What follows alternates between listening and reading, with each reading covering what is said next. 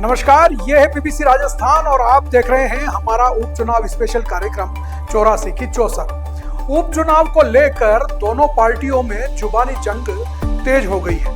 प्रदेश में उपचुनाव को लेकर जहां प्रचार का सोमवार को अंतिम दिन था, वहीं अब घर घर जाकर के प्रचार होगा।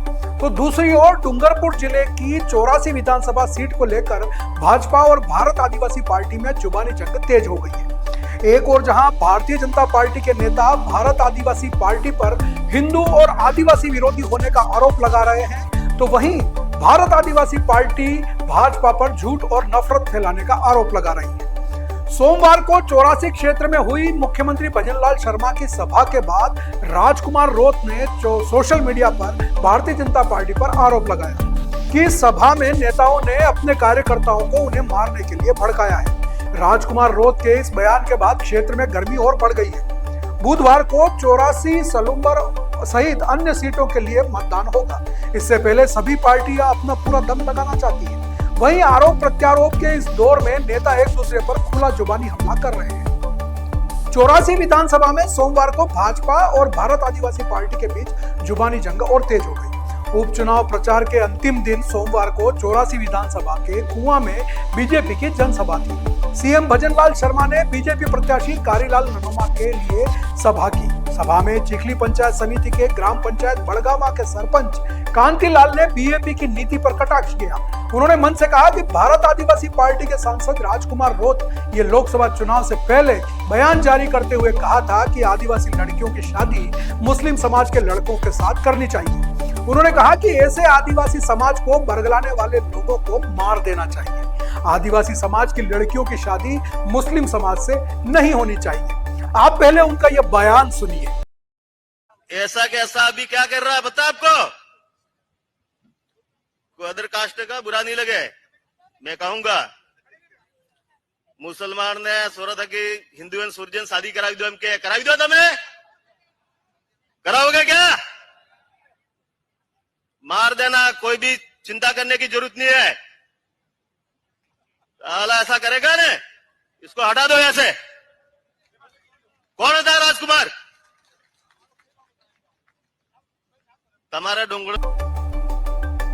चुनाव के दौर में ऐसे बयान अक्सर आते रहते हैं, लेकिन फिर भी यह भाषा ठीक नहीं है। उनके इस बयान के बाद जबरदस्त प्रतिक्रिया हुई और इस पर बांसवाड़ा डूंगरपुर सांसद राजकुमार रोत ने सोशल मीडिया एक्स पर पोस्ट करते हुए कहा कि 84 उपचुनाव को लेकर मुख्यमंत्री भजनलाल शर्मा की सभा में बीजेपी के एक पदाधिकारी ने भरे मंच से मुझे मारने की धमकी दी और बीजेपी के कार्यकर्ताओं को खुली छूट दी है कि मार दो, उड़ा दो, रास्ते से हटा दो। और एवं कई अन्य पदाधिकारियों ने भी अमर्यादित भाषा का उपयोग किया। उन्होंने लिखा कि जिला प्रशासन और चुनाव आयोग इस बयान पर तत्काल कार्रवाई करे और उन्होंने मांग की और कहा कि यदि उन्हें या भारत आदिवासी पार्टी के किसी भी पदाधिकारी या नेता को कुछ होता है तो उसके लिए राजस्थान के मुख्यमंत्री जिम्मेदार होंगे। आप उनकी भी ये प्रतिक्रिया सुन लीजिए। ये लोकतंत्र के लिए घातक है। आज 84 की जनता से मेरा विशेष अनुरोध है कि जिस तरह से भाजपा के पदाधिकारियों ने, कुछ सरपंचों ने जो मानसिक रूप से विकलांग हो चुके, अपना आपाक हो चुके हैं, उन्होंने जिस तरह से आदिवासी समुदाय, हमारी भारत आदिवासी पार्टी और मुझे और हमारे लोगों के खिलाफ जो अनर्गलत जो बातें की है और एक व्यक्ति के द्वारा जिस तरह से मारने की धमकियां दी, तो पुलिस प्रशासन से अनुरोध है, अगर वास्तविक आप निष्पक्ष है तो ऐसे लोगों पे मुकदमा दर्ज करें, ऐसे लोगों पे कार्रवाई करें जिन्होंने निर्वाचन आयोग की गाइडलाइन की पालना नहीं की गई है। और साथ ही मेरी 84 की जनता से अनुरोध है कि जिस तरह से आज के कुआं कार्यक्रम में तानाशाही हुई है, लोगों को जबरदस्ती। दरअसल 84 सीट दोनों पार्टियों के लिए नाक का सवाल बनी हुई है। इसलिए मतदान से पहले प्रचार के आखिरी दिन दोनों पार्टियों ने अपना पूरा जोर लगाया हुआ है। अब देखना यह होगा कि ऊंट किस करवट बैठता है और मतदाता किसकी बातों पर भरोसा करते हैं। जहां तक रही बयान की बात, तो फैसला आप करें कौन सही है और कौन गलत। तो आपने दोनों नेताओं के बयान सुने। वहीं कांग्रेस की ओर से अभी तक इस पर कोई प्रतिक्रिया नहीं आई है।